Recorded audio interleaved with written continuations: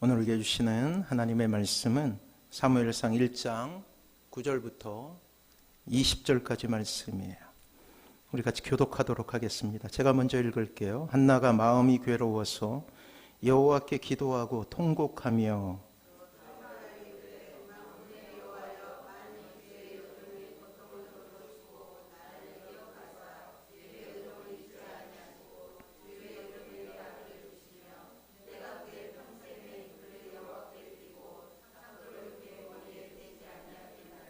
그가 여호와 앞에 오래 기도하는 동안에 엘리가 그의 입을 주목한즉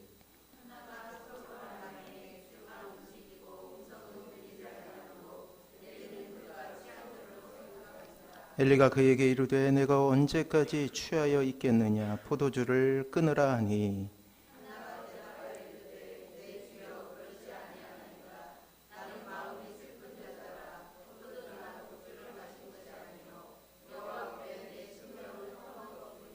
당신의 여종을 악한 여자로 여기지 마옵소서. 내가 지금까지 말한 것은 나의 원통함과 격분됨이 많기 때문이니이다 한지라.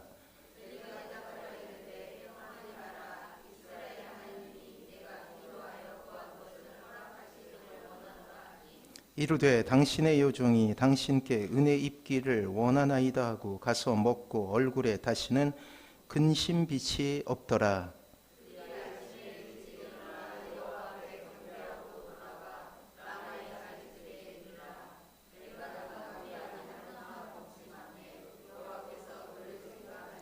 같이 읽습니다.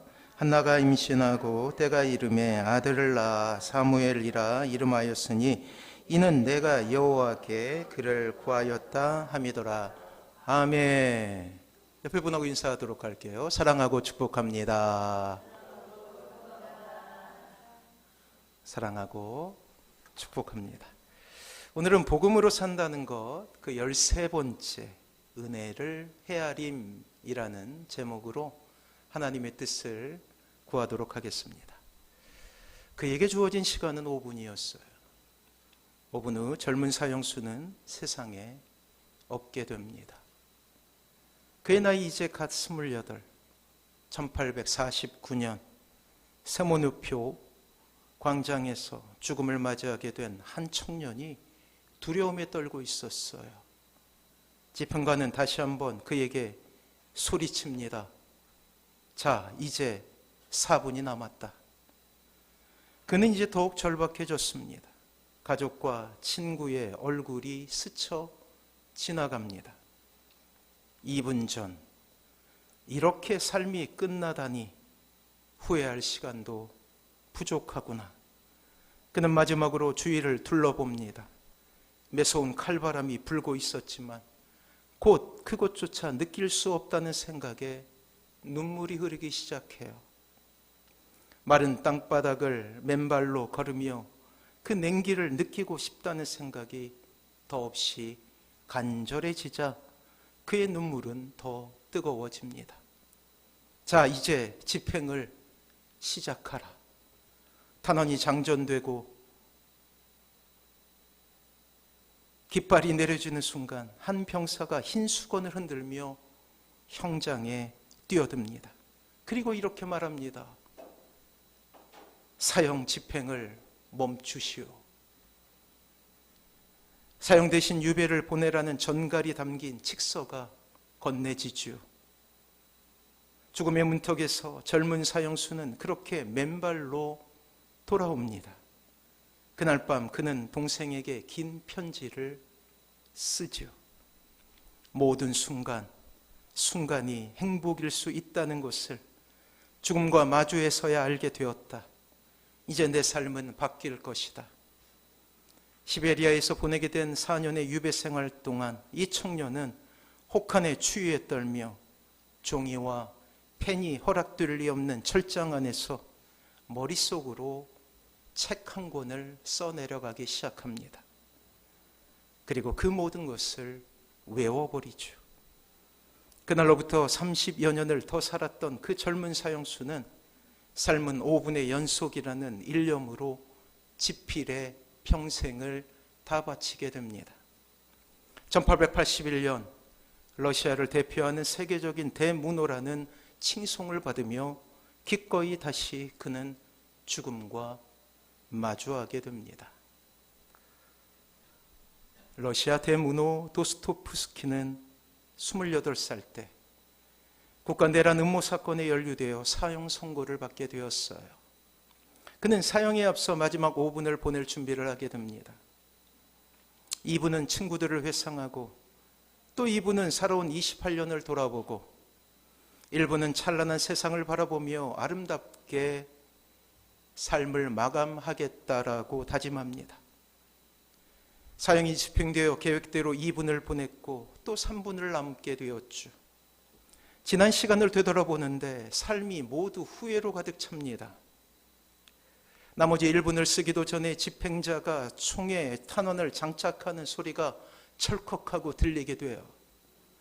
그 순간 한 병사가 흰 수건을 흔들며 형장으로 들어오게 된 것이죠.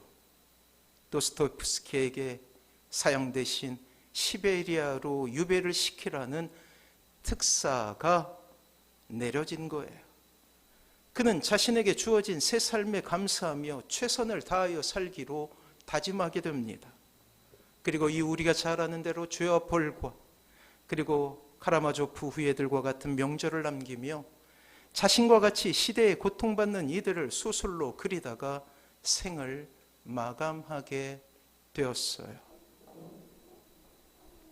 사랑하는 성도 여러분, 한 사람이 주님을 알게 되고 주님께서 자신을 어떻게 대우하셨는지 알게 되는 이 경이로운 변화 후에 신자의 삶에는 아주 주도적인 변화가 일어나게 돼요. 변화들이죠. 그 중에 가장 극적인 변화는 신자의 언어입니다. 하나님의 은혜를 입게 되면 신자의 언어가 바뀌게 된다라는 거예요. 그리고 은혜라는 단어는 이 신자의 언어 생활의 중심을 차지하게 되죠. 신자의 삶은 이 은혜라는 단어로 해석되기 시작합니다.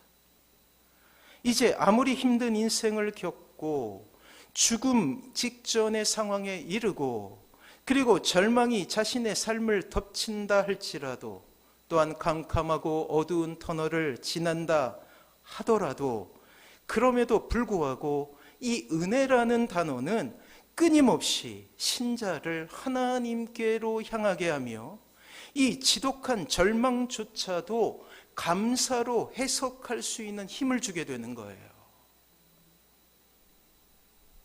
또한 우리의 인생 가운데 일어나는 놀라운 일들이 있죠.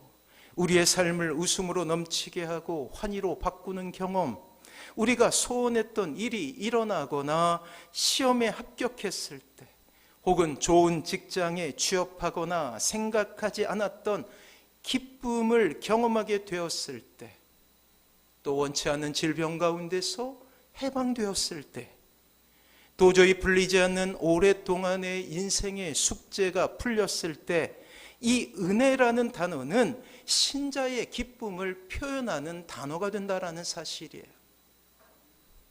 하지만 이 시대는 은혜라는 단어를 잃어버렸어요. 은혜는 세상에서 잃어버린 단어가 되어버렸습니다. 그래요. 감사가 상실된 시대를 우리는 살아가고 있는 것이죠. 신자의 삶 역시 이러한 시대의 변화에 편성되어 어느새 은혜의 감격이 사라져버린 듯한 메마른 심정으로 살아가고 있음을 발견하게 됩니다. 사랑하는 성도 여러분, 돌이켜보십시오. 여러분들의 삶 가운데, 여러분들의 언어 생활 가운데 과연 은혜라는 단어는 남아있는 것입니까? 사랑하는 성도 여러분, 이 시대를 살아가는 신자가 사는 법은 은혜라는 단어를 마음에 품고 살아가는 인생이라는 거예요. 아무리 인생이 우리에게 눈물을 강요한다 할지라도 혹은 은혜를 잃어버릴 만큼 참혹한 일들이 일어난다 할지라도 이 은혜라는 단어를 마음에 품고 사는 사람들에게는 결코 낙심이 있을 수 없음을 우리는 깨달아야 되는 것입니다. 특별히 오늘 본문을 통해 우리는 그 은혜 중에서도 헤아려 보는 은혜에 대해서 알 수 있게 돼요. 그래요. 은혜는 헤아려 고백하는 단어입니다. 똑같은 상황, 똑같은 감사의 조건에도 불구하고 모든 이들에게 이 은혜라는 단어, 또 감사라는 단어가 동일한 농도로 찾아오는 것이 아니기 때문이에요. 어떤 사람에게는 그냥 지나치는 것이, 또 어떤 사람에게는 극진한 하나님의 호의로 여겨지고 그 안에서 무한한 감사가 일어나고 있음을 보게 될 때, 모든 사람에게 똑같은 농도로 이 은혜라는 단어가 역사하지 않고 있음을 우리는 깨닫게 된다는 것이죠. 은혜를 헤아려 본다는 것은 우리의 삶을 좌우할 정도로 중요한 문제라는 것이에요. 사랑하는 성도 여러분, 여러분의 인생 가운데서 마치 보물찾기 하듯이 감사의 조건을 한번 찾아보시기 바랍니다. 감사의 조건을 찾아보다 보면 처음에는 감사로 여기지 않는 일이 감사로 다가오게 되는 놀라운 일들을 경험하게 될 거예요. 늘 울 수밖에 없는 현실 가운데도 웃을 수 있는 일이 있구나 라는 놀라운 정서가 여러분들을 지배하게 됩니다. 러시아의 대문호 도스토옙스키가 5분의 시간을 남겨두고 살아나서 일평생 이 5분이라는 시간을 중요하게 여기며 살아갈 수 있었듯이, 하나님의 사랑과 하나님의 은혜를 경험한 우리에게 다시금 은혜를 헤아려 본다라는 것은 우리의 삶을 바꿀 만한 놀라운 일이 된다라는 사실이에요. 그렇게 저는 자신 있게 이렇게 이야기하고 싶습니다. 신자는 은혜로 사는 사람이다라고 말이에요. 이 모든 것은 은혜를 헤아려 볼 때에 비로소 우리의 삶의 선물처럼 다가오는 것임을 우리는 고백할 수 있어야 된다라는 것입니다. 사랑하는 성도 여러분, 여러분들에게 질문합니다. 과연 여러분은 은혜를 헤아리는 인생이십니까? 오늘 본문은 은혜를 헤아리는데 탁월했던 한 여인에 대해서 우리에게 소개하고 있어요. 그 여인의 이름은 한나입니다. 한나의 인생을 알기 위해 그의 아들, 우리는 사무엘이라는 사람을 먼저 알 필요가 있죠. 사무엘이라는 사람은 역사적으로 이스라엘 백성들에게는 아주 엄청난 의미를 가지고 있었던 사람이에요. 사무엘이라는 인물을 시작으로 이스라엘은 족장시대와 정복시대를 끝내고 역사적으로 매우 중요하고 급격한 변화를 경험하게 되는데, 사사시대까지 이스라엘의 형편은 독립된 12지파가 어느 정도 독립을 인정받으며 개별적으로 이웃과 연결되어 관계를 맺고 있었어요. 때문에 전쟁이라 할지라도 국지전적인 개념을 가지고 있었습니다. 하지만 마지막 사사, 그리고 그 첫 번째 예언자라고 할 수 있는 이 사무엘의 시대로부터 이스라엘은 국가적인 개념을 갖게 되는 거예요. 그리고 스스로 생존할 수 없는 처지에 놓이게 됩니다. 이러한 국제 정세 아래 하나님은 한 리더를 이스라엘 백성들에게 허락하고 계시는데, 그것이 바로 우리가 앞으로 살펴보게 될 사무엘이라는 인물이었어요. 하나님께서는 이렇게 역사 속에 등장하게 되는 사무엘을 그 출생부터 조명하고 계십니다. 여러분들이 성경책을 읽다가 어떤 사람의 어린 시절이 나타나게 되면 그 사람은 성경 중에 참으로 중요한 인물이다 깨달으시면 되는 거예요. 놀랍게도 하나님은 이 사무엘의 출생 때부터 이 사람을 다루고 계셨어요. 그 독특한 출생과 성장의 비밀을 밝히시며 하나님께서 주목하신 이 한 사람을 통해 이스라엘이 어떻게 변화를 겪고 있는가를 우리에게 보여주고 계십니다. 특별히 오늘 말씀은 한나의 애통하는 마음을 받으시고 마음의 소원을 이루어 가시는 하나님의 역사하심이 드러나 있음을 우리는 보게 되지요. 그리고 그 시작은 하나님께서 한나의 마음을 살피시는 것으로부터 시작되고 있어요. 자, 19절 말씀이에요. 주보해 보시길 바랍니다. 우리 같이 한번 읽어볼게요. 같이 읽습니다. 시작. 그들이 아침에 일찍이 일어나 여호와 앞에 경배하고 돌아가 라마의 자기 집에 이르느니라. 엘가나가 그의 아내 한나와 동침함에 여호와께서 그를 생각하신지라. 그래요. 오늘 본문은 여호와께서 그를 생각하신지라라고 표현하고 있죠. 왜 하나님은 이 여인을 불쌍히 여기시고 생각하시는 것일까요? 과연 어떤 고통스러운 삶의 비밀이 숨겨져 있기에 이렇게 성경은 그 여인을 소개하고 있을까요? 자, 10절과 11절이에요. 같이 한번 읽어봅니다. 시작.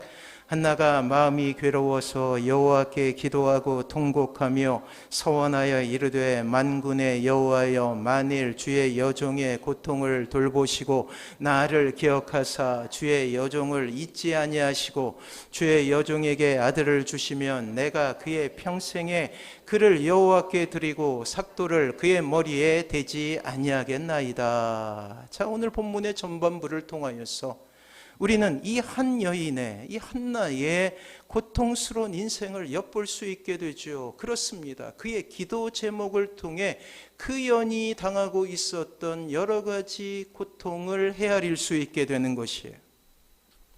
눈물로 점철된 인생의 안타까움과 안쓰러움을 우리는 보게 됩니다. 또한 고통스러운 인생의 외침에 투영된 우리의 모습을 그 여인의 삶을 통하여서 보게 되며 우리 역시 같이 울 수밖에 없게 되지요. 한나가 마음이 괴로워서 여호와께 기도하고 통곡하며, 사랑하는 성도 여러분, 이렇게 하나님 앞에 엎드려 기도하며 통곡해 본 사람은 한나의 마음을 너무나 잘 알게 됩니다. 당시 전통에 의하면 아이를 낳지 못한 여인은 하나님으로부터 저주를 받았다라는 비난 가운데 놓이게 되었던 시대였어요. 한나의 남편은 엘가나라는 사내였습니다. 이 엘가나는 꽤 유력한 가문의 사람이었죠. 때문에 한나 역시 유력자의 가문에 시집 온 사람으로 그리 어려운 삶을 살지 않았을 거라고 우리는 짐작할 수 있게 됩니다. 하지만 이 여인이 오늘 본문처럼 눈물로 살 수밖에 없었던 것은 이 여인에게 아이가 없다라는 한 가지 이유 때문이었어요. 많은 행복의 이유를 가지고 있었던 여인이었습니다. 하지만 그녀를 괴롭히는 한 가지 이유는 온통 이 여인을 불행한 사람으로 만들어버리고 있음에 우리는 주목할 필요가 있다는 거예요. 그래요. 늘 말씀드리지만 이 세상을 살아가며 100가지의 행복의 조건을 갖춘다 할지라도 우리의 인생 가운데 한 가지 불행이 찾아오게 되면 여지없이 우리는 불행한 삶이 될 수밖에 없음을 우리는 우리의 삶을 통하여서 경험하게 되지 않았습니까? 그렇습니다. 마치 한나의 모습은 우리와 너무 닮아 있는 우리의 모습이에요. 유력한 가문의 여인에게 이렇게 처절한 절망을 주었다면 그 시대를 살았던 평범한 사람들에게는 이 얼마나 피눈물 나고 가슴 아픈 이유가 되었겠습니까? 당시 여인들을 더욱 괴롭게 했던 것은 아이가 없다라는 고통뿐만 아니라 이것이 종교적인 정죄로 이어져 한 여인을 사회 속에서 거의 매장시키는 고통 가운데로 이끌었음을 우리는 알게 되는 거예요.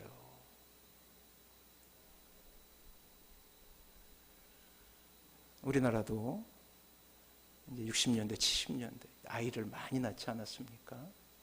어떤 가정을 보면 한 8명씩 8남매 막 이렇게 나왔어요. 그런 시대를 살았으니 농경 시대예요. 그리고 그 옛날 아이를 많이 낳는다는 것은 어쩌면 당연하게 여겨지는 시대였죠. 근데 한나를 괴롭게 했던 것은 그렇게 많은 사람들이 아이들로 인하여서 행복한 그 시점에 자신에게 주어진 아이가 한 명도 없다라는 사실이에요. 더군다나 그 시대는 그것이 종교적인 정죄가 되어버린 시대였어요. 아이가 없게 되면 말도 안 되게 하나님으로부터 저주를 받았다라고 여겨지는 그러한 시대를 살아가고 있었다고요. 그렇게 우리는 한나가 경험하게 되었던 고통을 어느 정도 공감하게 됩니다. 우리 역시 우리의 인생 가운데 눈물을 경험할 수도 있고 우리의 인생 가운데 때로는 좌절을 경험하게 되지 않습니까?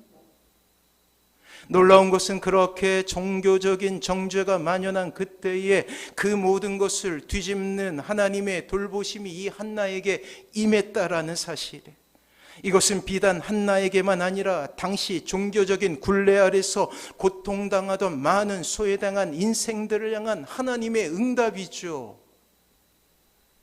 오늘 본문을 통해 우리는 한 여성의 가련한 인생 가운데 빛이 비추고 있음을 발견하게 됩니다.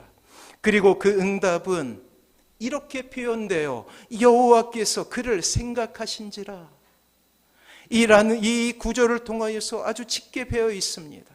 그렇습니다. 우리의 인생 가운데 찾아온 최고의 위로는 하나님께서 여러분들을 생각하고 계신다라는 이 놀라운 고백 속에 숨겨져 있음을 기억하시기 바랍니다. 하나님께서 우리의 인생을 헤아리시고 우리에게 은혜를 베풀어 주신다라는 사실이에요. 잠시만 묵상해 본다 할지라도 우리는 이 놀라운 사실이 얼마나 대단한 것인지 깨닫게 되지요. 사랑하는 성도 여러분, 우리가 무엇이건데 하나님께서 우리를 생각하셔야만 한다는 것입니까? 창조주이신 하나님의 무한한 사랑을 우리가 과연 받을 만한 자격이 있는 사람입니까? 우리의 인생 가운데 심겨진 하나님의 사랑이 과연 우리가 그 사랑이 당연한 것이라고 말할 수 있는 사람이 있는 것입니까? 다윗이 지었다라고 생각되는 시편 8편은 감격적인 언어로 이러한 하나님의 놀라운 사랑에 대해서 우리에게 전하고 있어요. 주보를 보시기 바랍니다. 시편 8편 4절이에요. 우리 같이 한번 읽어볼까요? 같이 읽습니다. 시작. 사람이 무엇이기에 주께서 그를 생각하시며 인자가 무엇이기에 주께서 그를 돌보시나이까. 그래요.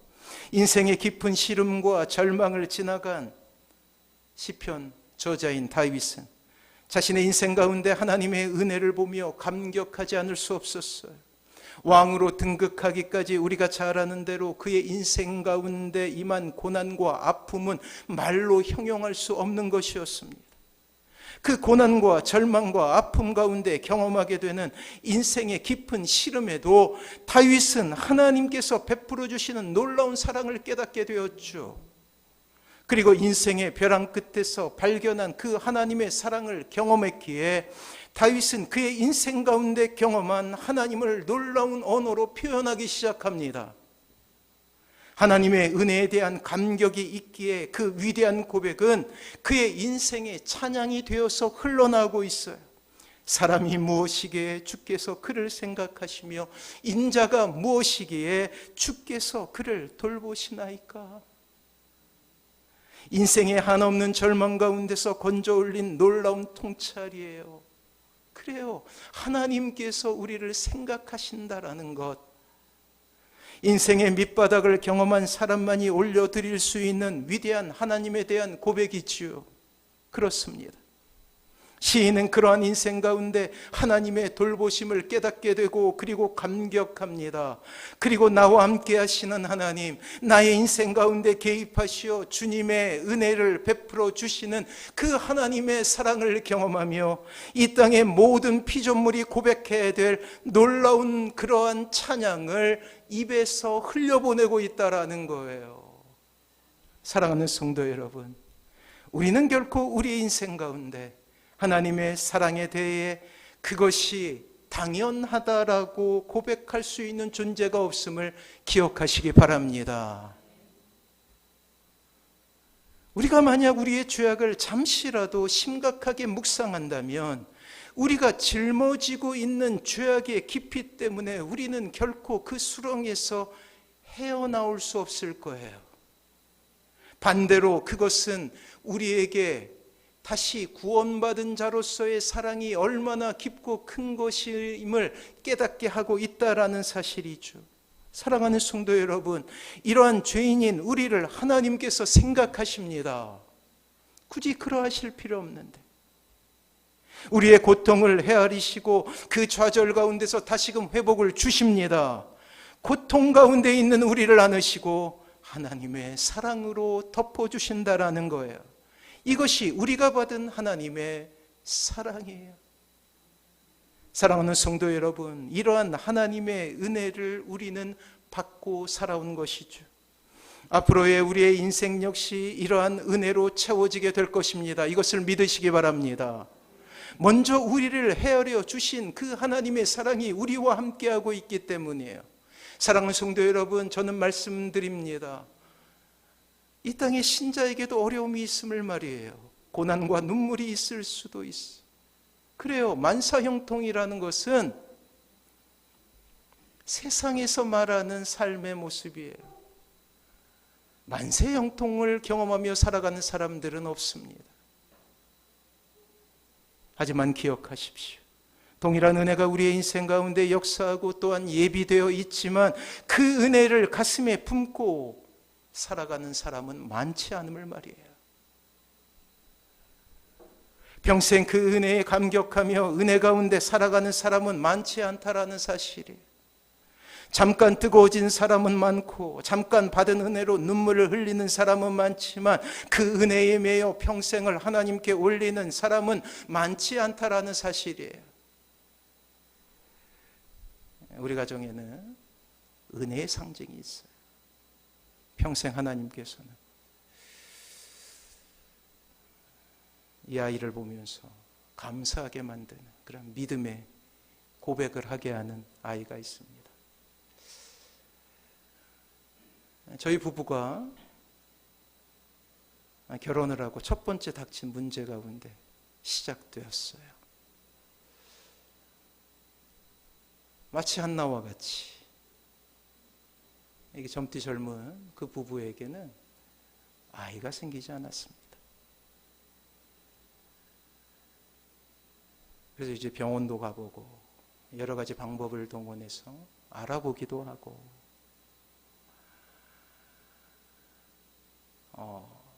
그때 병원에서 진단받은 것은 자연적으로는 아이를 가질 수 없다라는, 제 안에도 조금 문제가 있었고 또한 저는 이제 아주 심각한 문제 가운데 놓이게 된 거예요.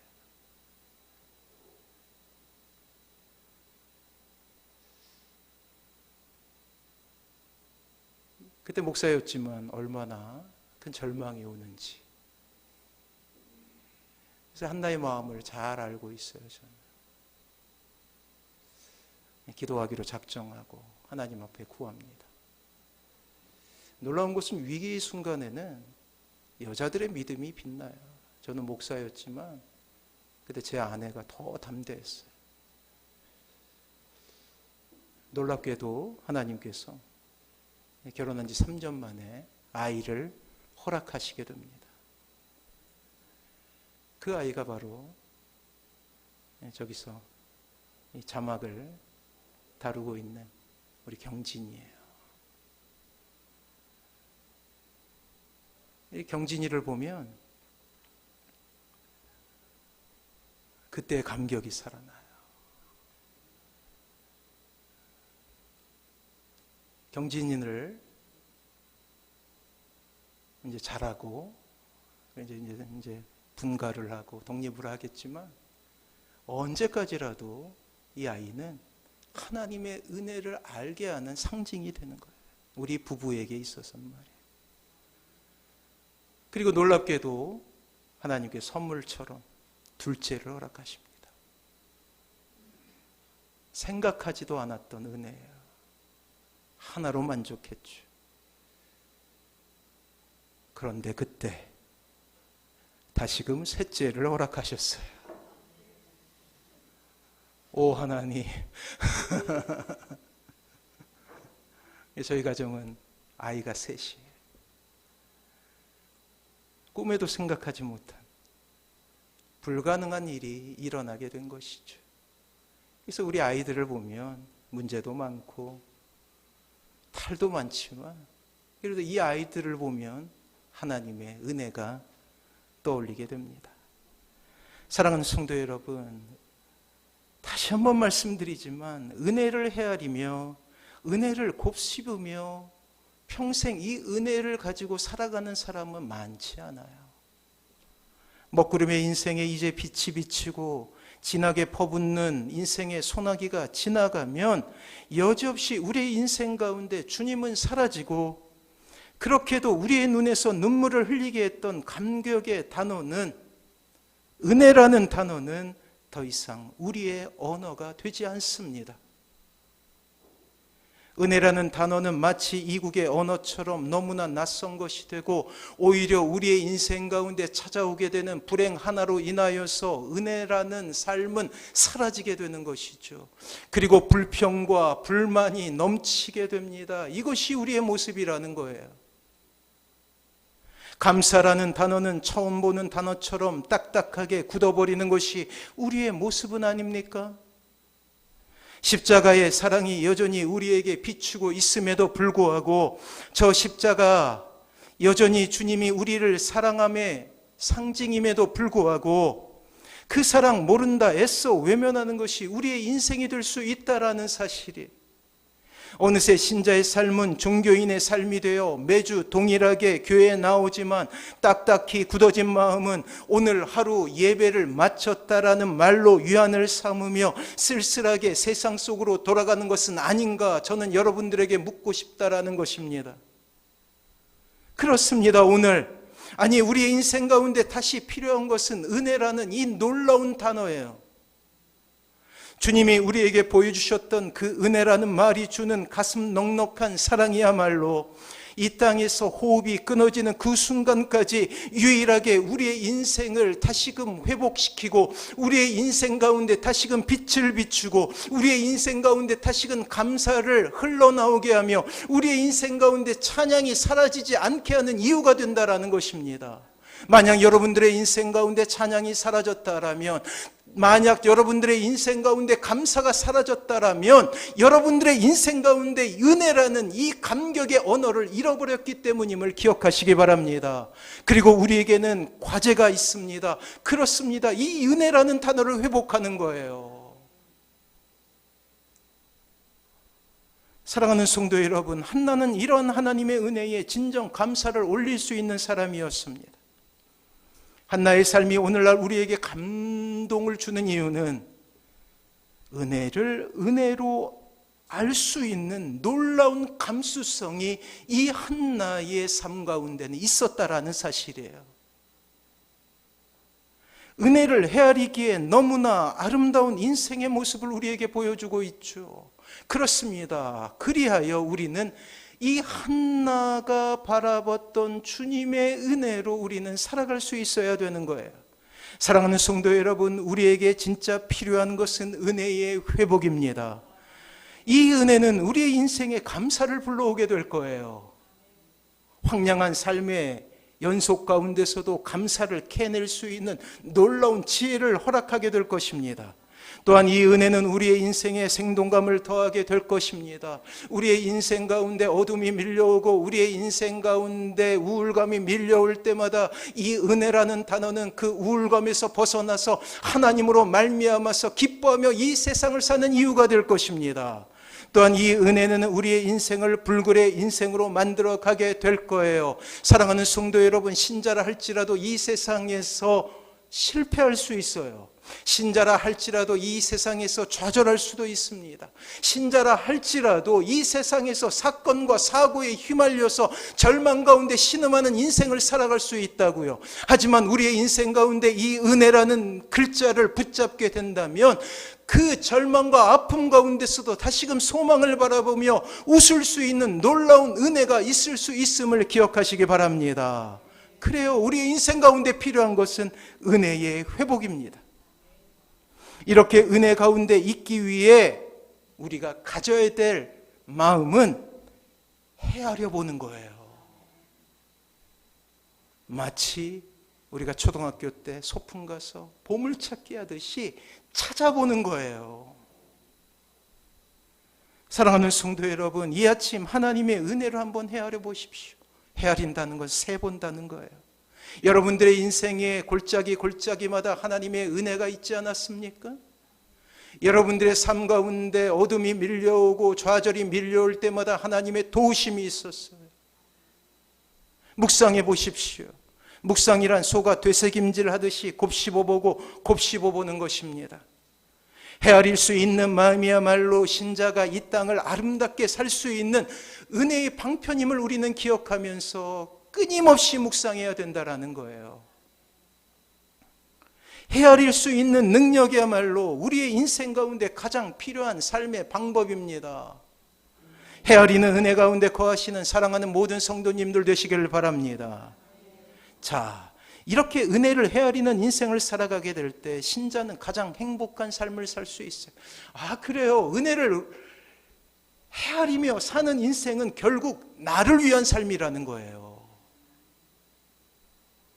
그렇다면 은혜를 헤아리는 인생은 어떠한 모습으로 세상에 드러날까요? 아, 저 사람이 은혜를 헤아린다라는 것은 확인할 수 없습니다. 근데 그 사람의 행동을 보면 깨닫게 돼요. 은혜에 대한 감수성은 곧이어 하나님을 향한 헌신으로 나타나기 때문이죠.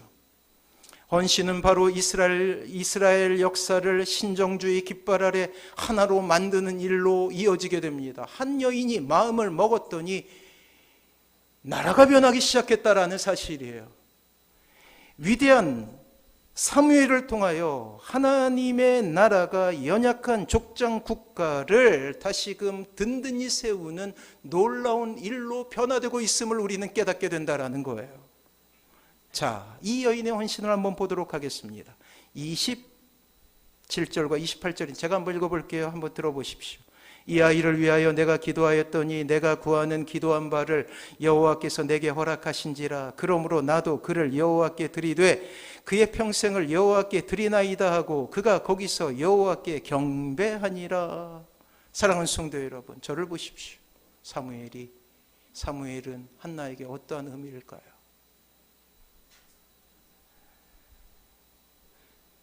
한나의 인생에 하나님께서 함께 하심을 나타내는 은혜의 표지였어요. 눈에 넣어도 아프지 않는 아들이죠. 세상과도 바꿀 수 없는 소중한 의미였습니다. 사무엘을 갖고 10개월의 임신 기간은 그 이 여인에게는 행복의 시간이었어요. 매일매일 이 아이와 눈을 맞추며 과연 행복이라는 단어를 드디어 떠올릴 수 있었고, 그리고 놓치지 않으려고 애썼던 그러한 이 한나의 모습입니다. 그렇습니다. 이 한나에게 사무엘은 전부였던 거예요. 그러나 젖을 뗀 후 그녀의 서원대로 이 어린아이를 성전에 봉헌합니다.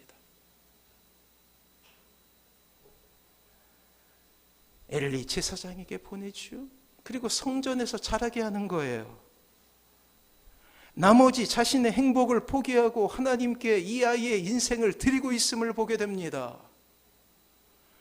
피눈물을 흘릴 수밖에 없는 자리이나 그것을 은혜로 해석하며 주님 앞에 담담히 이 사무엘을 봉헌하고 있어요. 사랑하는 성도 여러분, 은혜를 헤아리는 인생의 정점은 바로 주님을 위한 삶이에요. 그리고 그렇게 주님을 위해 살아갈 때 우리는 가장 행복한 사람이 될 수 있습니다. 우리에게 보여주셨던 사랑에 매여 사는 인생, 그 인생이야말로 가장 아름다운 인생이 되는 것이죠. 이 작은 헌신으로 드디어 이스라엘은 사사 시대를 지나 위대한 예언자의 시대를 맞이할 수 있게 된 것이에요. 오늘 주님께서 여러분들에게 말씀하십니다. 은혜를 헤아려 보라. 그래요. 이 말씀은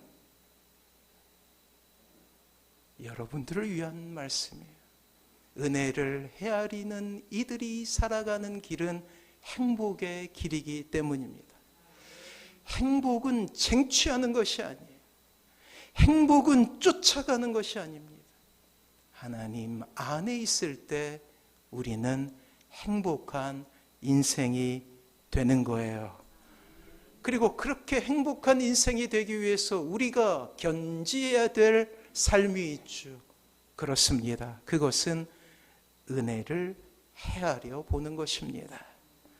사랑하는 성도 여러분, 이러한 은혜에 대한 민감한 마음은 성령님께서 우리에게 주시는 선물이에요. 일평생 이 은혜 가운데 행복함을 경험하시는 사랑하는 모든 성도님들 되시길 주님의 이름으로 축원합니다. 우리가 찬양하며 이 마음을 하나님 앞에 올려드리도록 하겠습니다. 꽃들도 여러분들의 가정 가운데 다시금 하나님의 놀라우신 은혜가 임할 거예요.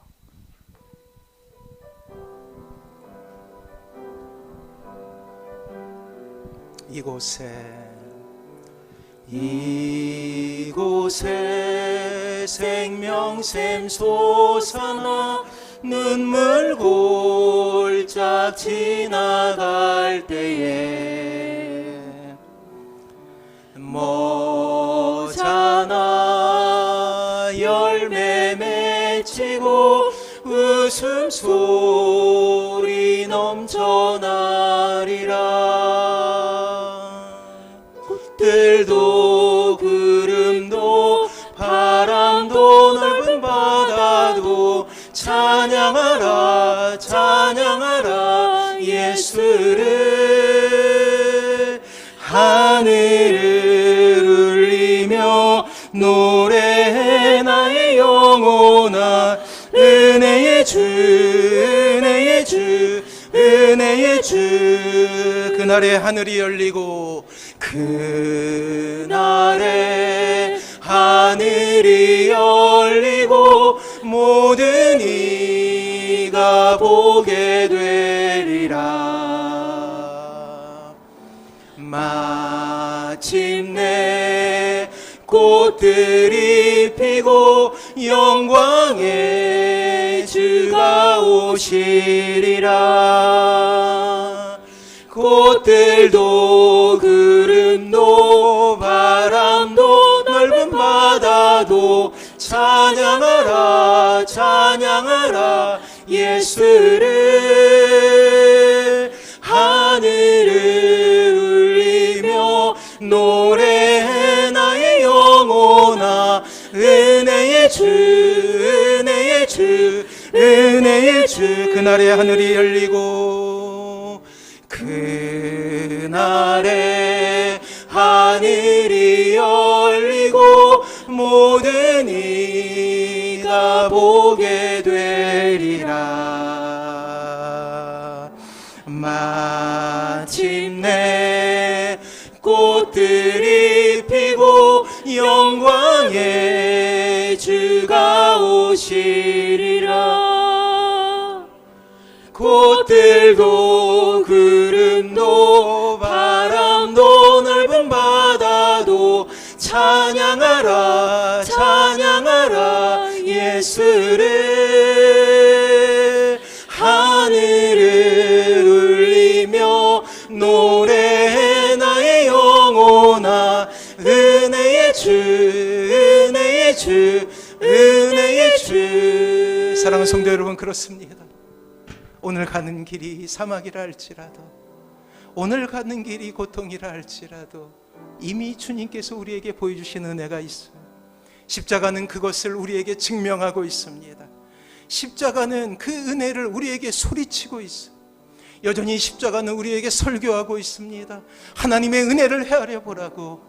오늘 그 마음으로 주님 앞에 나아가길 소망합니다. 그렇습니다. 하나님, 은혜를 헤아리는 인생을 살아가게 하여 주시옵소서.